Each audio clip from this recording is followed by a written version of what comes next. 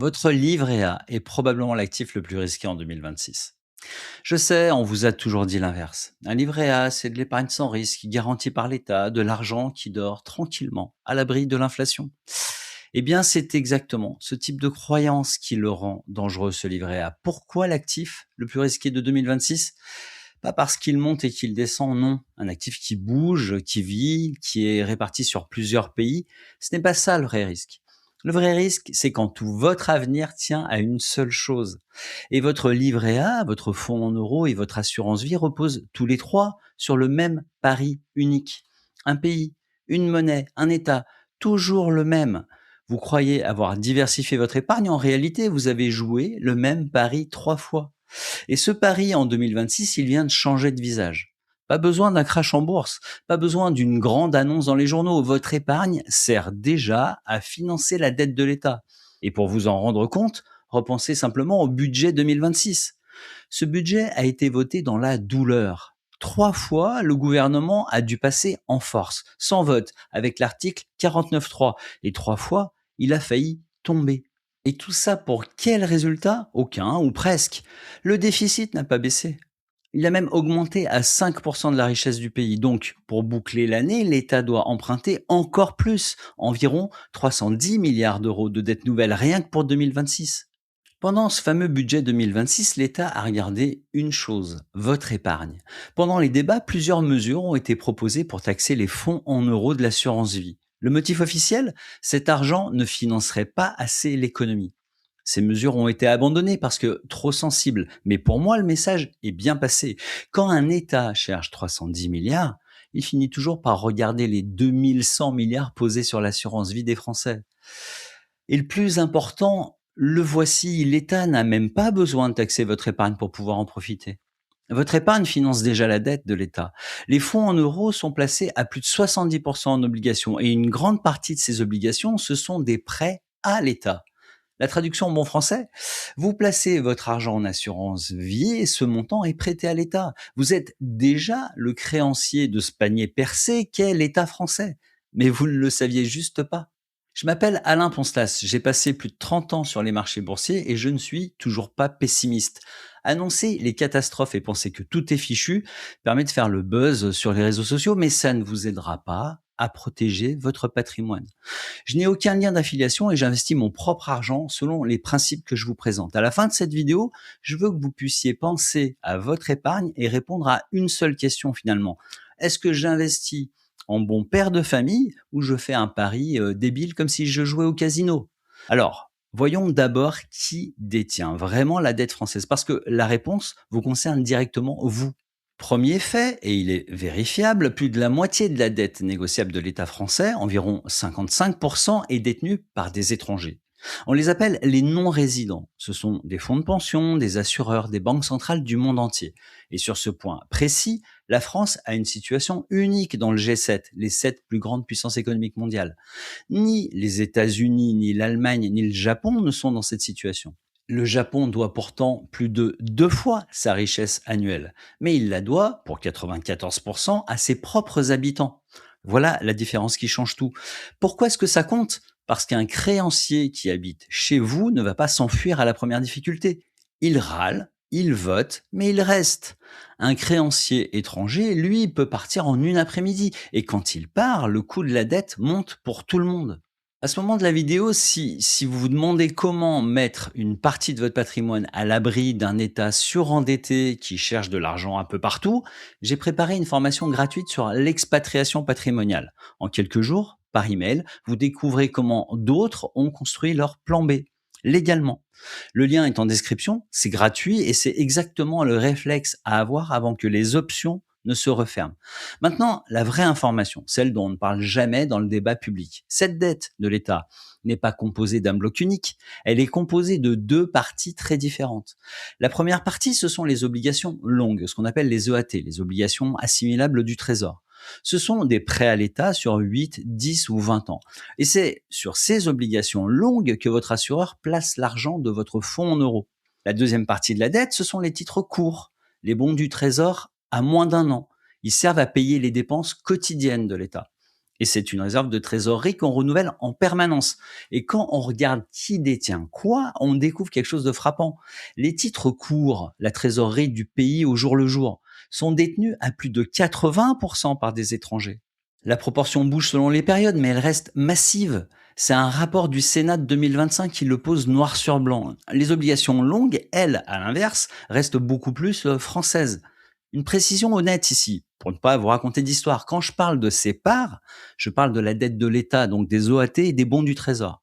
Ce n'est pas exactement toute la dette publique, je le sais bien. La dette publique en entier inclut aussi les collectivités locales et la sécurité sociale. Mais la dette de l'État est celle qui se joue sur les marchés chaque jour. Et c'est elle qui fixe le prix, le coût de tout le reste. La traduction en bon français de tout ça, l'étranger tient la partie liquide de la dette, celle qu'on peut revendre en une après-midi. Et vous, par l'intermédiaire de votre assureur, vos assurances vie, vous détenez la partie longue, celle qu'on ne peut pas brader sans tout casser. Voilà pourquoi ça vous concerne directement vous. Le jour où la confiance dans la capacité de la France à rembourser se dégrade, les étrangers coupent d'abord les lignes courtes et très vite. Le coût de financement de l'État grimpe alors brusquement et le créancier qui reste coincé, incapable de sortir, ce sera vous. Prenons un exemple concret.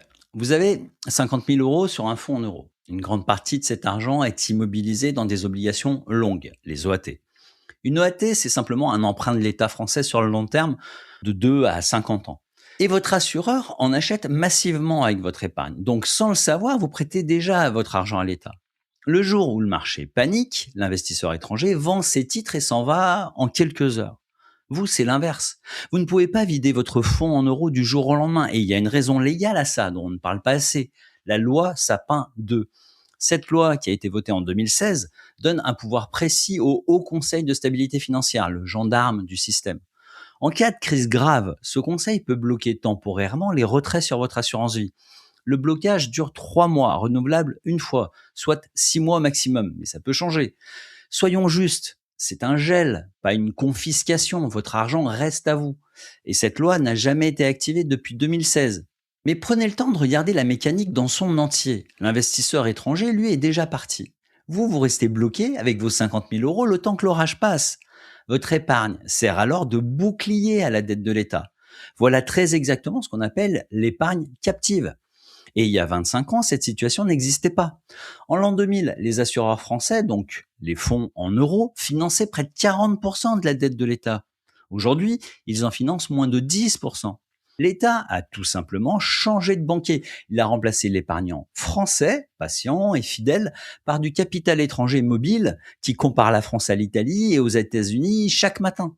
Et la bascule dont je vous parle s'accélère. Les non-résidents détenaient 48% de la dette début 2022. 3 ans plus tard, on est à 55%. Concrètement, pourquoi un État qui dépend d'étrangers est-il plus fragile?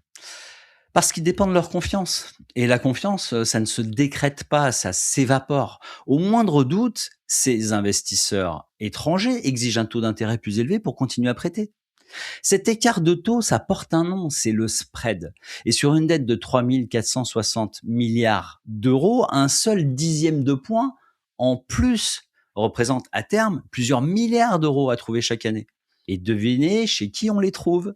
Maintenant, encore une fois, je veux être honnête avec vous parce qu'il existe un discours qui est différent du mien et il est relativement solide. Ce discours, il tient en quelques phrases. La France ne fera jamais défaut. C'est la deuxième économie de la zone euro, un pays du G7, protégé par la Banque centrale européenne. L'euro est une monnaie de réserve mondiale et votre fonds en euros est garanti par votre assureur. Depuis 40 ans, on nous annonce l'apocalypse et elle n'arrive jamais. Les Cassandres se trompent à tous les coups. Sur au moins un point, ces arguments ont parfaitement raison. La France ne fera probablement pas défaut au sens spectaculaire du terme. Il n'y aura pas de file d'attente paniquée devant les distributeurs, très probablement. Mais c'est exactement là qu'est le piège. Un État moderne n'a pas besoin de faire défaut pour vous faire payer sa dette. Et la preuve, c'est qu'il a déjà commencé à le faire. Laissez-moi vous raconter un moment précis. 2011, la crise de la dette grecque. À l'époque, je suivais déjà des particuliers sur leurs questions de patrimoine. Et la Grèce, un pays de la zone euro, avec exactement la même monnaie que nous, a vu ses banques fermer. Les retraits ont été limités à 60 euros par jour. Des gens ordinaires faisaient la queue devant les distributeurs pour récupérer des miettes de leur propre argent. On m'appelait tous les jours et je me faisais interpeller d'un peu partout. Tout le monde me posait la même question. Est-ce que ça peut arriver chez nous en France? Et avant l'épisode grec, j'aurais répondu comme tout le monde. Impossible, pas en France. Mais après la crise grecque, j'ai arrêté de penser que c'était impossible. Pas parce que je croyais la France condamnée à devenir la Grèce, mais parce que j'ai compris une mécanique simple. Quand un État est coincé entre une dette énorme, une croissance faible et une confiance politique qui s'effrite, la bascule n'arrive jamais par un grand crash annoncé. Elle arrive dans la nuit par un simple changement de règle, une limite de retrait, un gel, une taxe présentée comme exceptionnelle. Et le lendemain matin, ce n'est plus tout à fait votre argent. C'est ce jour-là que j'ai commencé lentement à diversifier mon patrimoine en dehors d'une seule juridiction. Pas parce que j'avais peur d'un danger immédiat, mais parce que j'avais compris que je devais m'organiser méthodiquement pour répondre à une menace extrêmement, elle, méthodique et efficace. Et si tout ça vous semble encore théorique, voilà 3 mesures très concrètes et très récentes qui sont allées contre vos intérêts d'épargnant. Parce que le mécanisme dont je parle est déjà en marche en France. Et c'est toujours la même méthode. On ne touche jamais au taux affiché, on laisse l'inflation et l'ingénierie des seuils, les seuils sociaux, faire le travail à la place des décisions politiques impopulaires. On a même donné un nom administratif à cette méthode. On l'appelle l'année blanche. Concrètement, le projet de budget prévoyait de geler les pensions de retraite de base en 2026 et de les sous-indexer jusqu'en 2030. Geler, ça veut dire ne pas les augmenter alors que les prix, eux, continuent de monter. Le gouvernement le justifiait par un objectif d'économie autour de 3,6 milliards d'euros. Pourquoi c'est un vrai sujet? Parce que un gel n'est jamais neutre. Prenons une pension de 1 500 € par mois. Avec une inflation à 2% non compensée, c'est environ 30 € de pouvoir d'achat perdu chaque mois, soit 360 € sur une année, et sans rattrapage. On recommence l'année suivante. Le mot baisse n'est jamais prononcé, mais le résultat est exactement le même. Maintenant, soyons précis parce que c'est important. Cette mesure n'a pas été adoptée. Elle a été proposée mais pas adoptée. Les députés l'ont rejetée pendant l'examen du texte. Au final, les pensions de base ont bien été revalorisées au 1er janvier 2026 de 0,9% selon l'inflation. Mais alors, vous allez me dire, pourquoi est-ce que je vous en parle quand même? Pour 2 raisons. D'abord, parce que la tentative, elle, est bien réelle. L'État a proposé noir sur blanc de geler vos pensions de retraite pour faire des économies. Alors oui, le Parlement a résisté cette fois-ci, mais rien ne garantit qu'il tiendra la prochaine fois. Ensuite, parce que le grignotage est déjà à l'œuvre ailleurs. Les retraites complémentaires Agirc-Arrco, le régime de retraite complémentaire obligatoire pour tous les salariés du secteur privé français, qui concerne près de 14 millions de personnes. Donc, ces compléments de retraite Agirc-Arrco sont gelés depuis novembre 2025. Et là, il n'y a aucune revalorisation.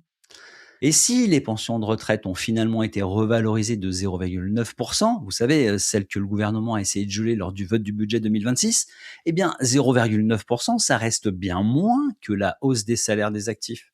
Donc, le pouvoir d'achat des retraités, il décroche doucement du reste de la société française.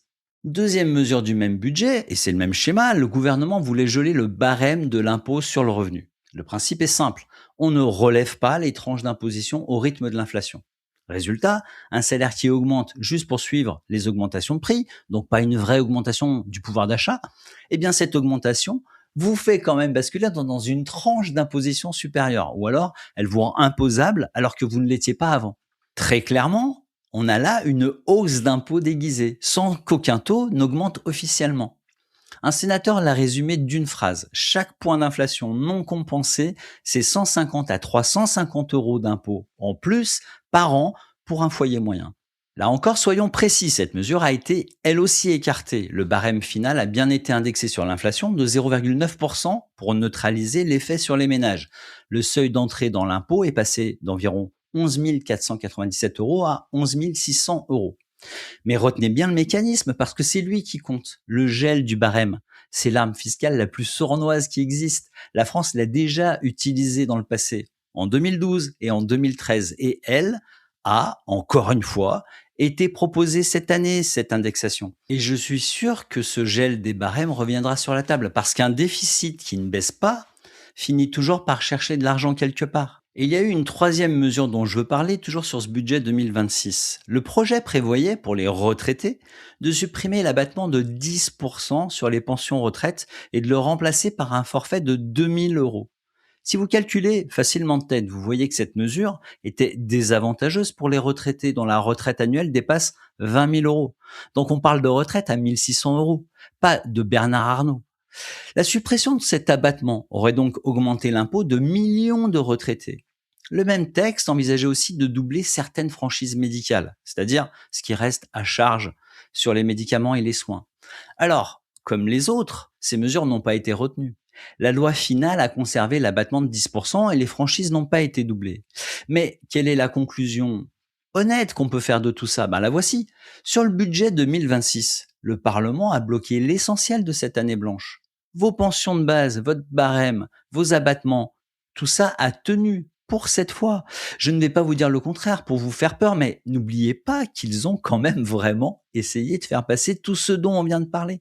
Et regardez ce qui est quand même passé lors de ce fameux budget 2026. La surtaxe sur les hauts revenus a été prolongée jusqu'à ce que le déficit repasse sous les 3%. Bon courage. La CSG sur les revenus du capital, donc les investisseurs individuels comme nous qui investissons en bourse ou ailleurs, a augmenté de 0,4 points. Et encore une fois, tout ce dont on vient de parler, geler les retraites, augmenter l'impôt en bricolant les seuils et supprimer un abattement fiscal pour les retraités qui touchent plus de 1 666 euros par mois de retraite. Tout ça a été tenté, tout a été écrit noir sur blanc, proposé par un gouvernement au pouvoir. La répression financière, ce n'est pas une théorie, ce sont des outils que l'État garde sous la main. Cette année, il n'a presque pas pu les utiliser. Mais la vraie question, c'est combien de temps il pourra encore éviter de le faire avec une dette qui, elle, ne cesse de monter. Une question maintenant, dites-moi en commentaire sur ces trois mesures, combien vous concernent directement vous ou vos parents. Je réponds à tous les commentaires.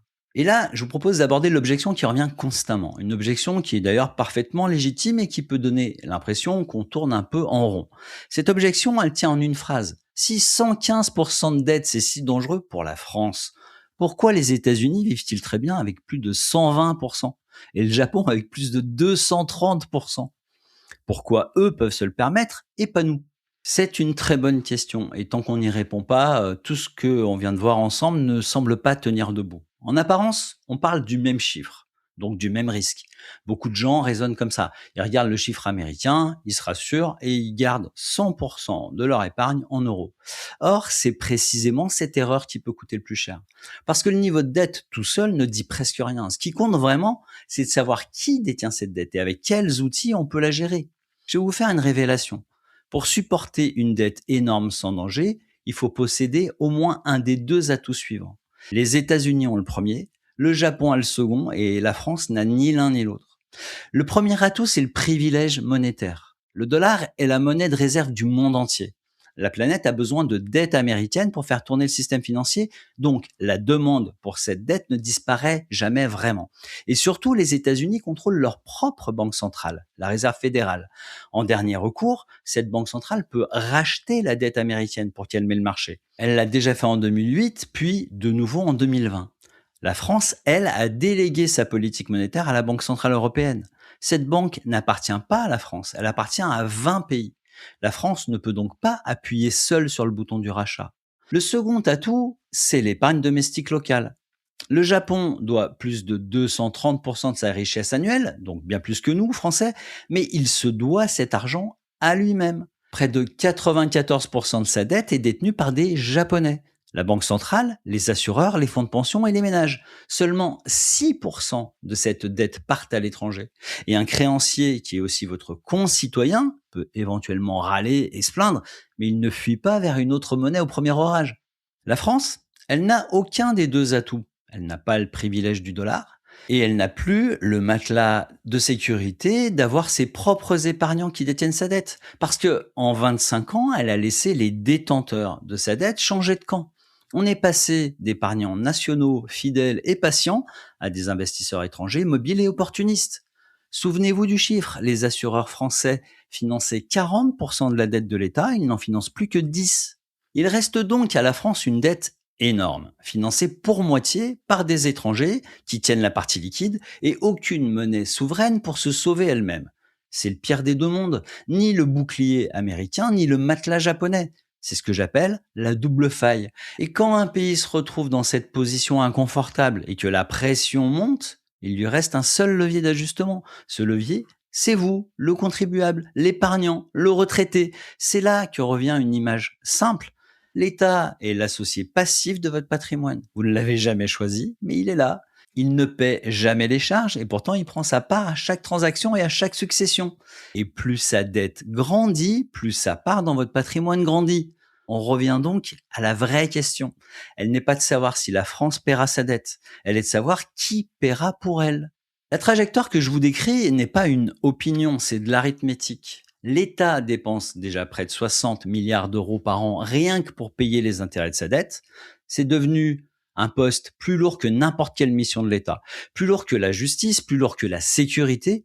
Et la Cour des comptes a posé le chiffre noir sur blanc. Si rien ne change, et en suivant la trajectoire, la pente actuelle, ce coût des intérêts atteindra 100 milliards d'euros par an en 2029. Ce n'est pas une fatalité gravée dans le marbre, c'est un scénario, celui de la trajectoire actuelle. Mais on parle bien de la trajectoire actuelle. Et la même Cour des comptes dit une chose que je vous traduis presque mot pour mot parce que c'est vraiment inquiétant. À ce rythme, le centre de décision du budget glisse des autorités nationales vers les créanciers. En clair, ce ne sont plus vos élus qui fixent les priorités du pays, ce sont ceux qui détiennent la dette. Et on a déjà vu qu'ils ne sont pas français. Mais pendant que tout ce dont on vient de parler se déroule, il y a Bruxelles qui est là et bien là. La France est sous procédure de déficit excessif depuis 2024. Elle doit ramener son déficit sous la barre des 3% de sa richesse annuelle d'ici 2029. Sauf que le robinet fiscal est déjà ouvert à fond. Les prélèvements obligatoires atteignent 43,7% de la richesse nationale, un record dans la zone euro. Il n'y a donc presque plus de marge pour augmenter les impôts sans casser l'économie. Le seul levier qui reste, c'est de couper dans la dépense, c'est-à-dire couper dans ce que l'État vous donne ou dans ce qui vous est promis. C'est ici que l'élection présidentielle de 2027 va entrer en jeu. Pas pour des raisons partisanes, je ne suis pas là pour vous dire ce que vous devez faire et je vous rappelle que moi je suis déjà résident suisse, mais on va en parler de cette élection pour une raison purement mécanique. Les marchés ne jugent pas la morale d'un programme politique, ils jugent une seule chose. Est-ce que ce programme est finançable? Et quand ils regardent les deux pôles qui dominent les sondages aujourd'hui, ils voient la même inquiétude des deux côtés. D'un côté, le Rassemblement national propose de ramener la TVA sur l'énergie de 20 à 5,5% en visant 100 milliards d'euros d'économies sur 5 ans.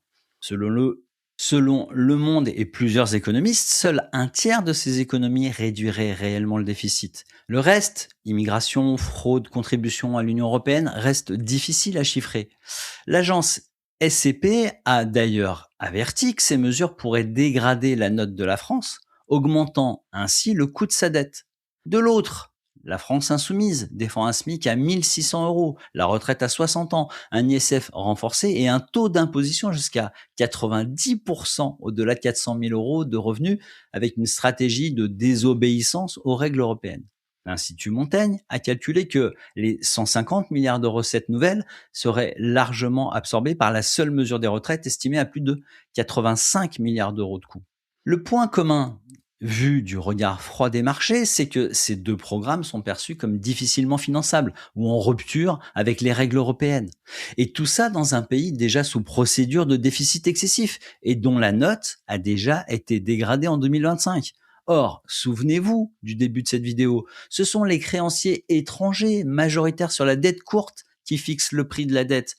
Ils ne voteront pas en 2027, mais ils peuvent voter tous les jours en faisant monter ou descendre les taux d'intérêt. Et à chaque point de tension supplémentaire, c'est la part de l'associé passif, l'État, qui grossit encore et toujours dans votre patrimoine. Reste la question la plus importante. Il existe une porte de sortie à une dette. Cette porte, c'est la croissance. Un pays qui produit plus rembourse sans douleur. Alors pourquoi la France n'y arrive-t-elle pas?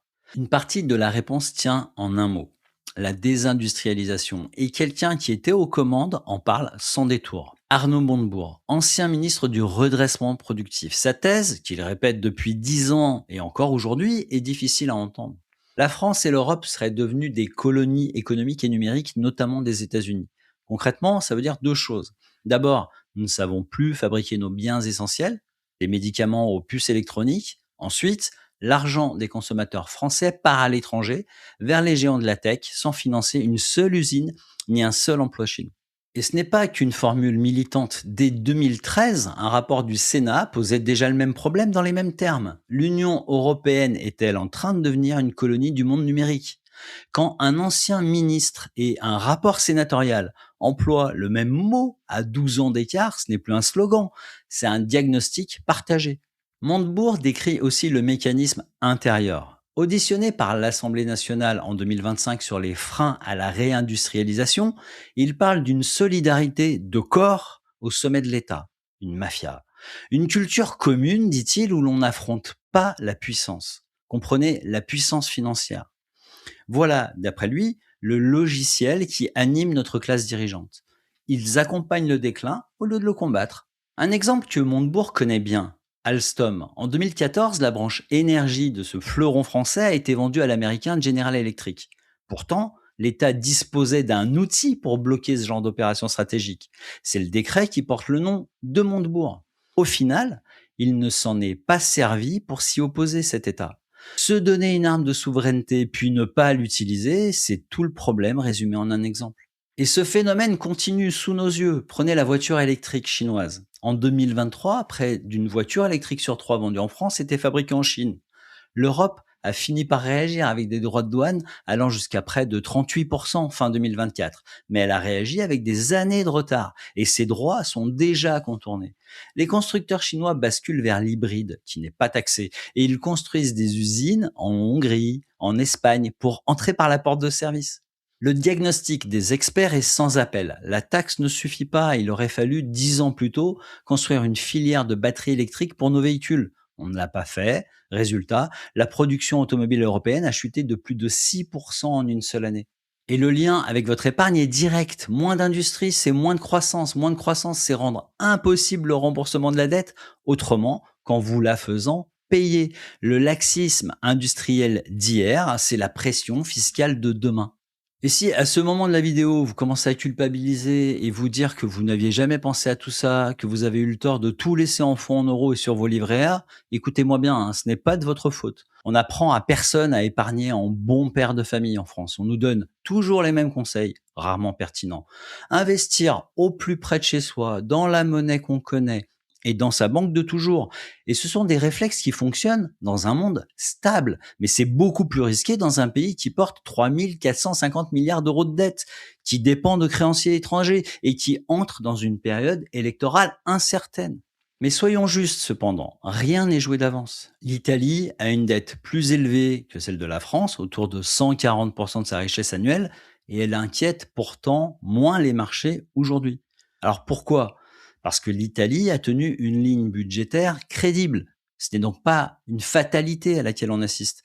C'est une question de trajectoire et c'est précisément ce qui rend la période qui s'ouvre déterminante. Concrètement, qu'est-ce que vous pouvez faire? Alors pas demain, pas dans la panique, mais avoir une grille de lecture dès aujourd'hui. Posez-vous les questions suivantes, ligne par ligne, sur tout votre patrimoine. Cet actif dépend-il d'une décision prise à Paris et d'une confiance qui peut s'évaporer?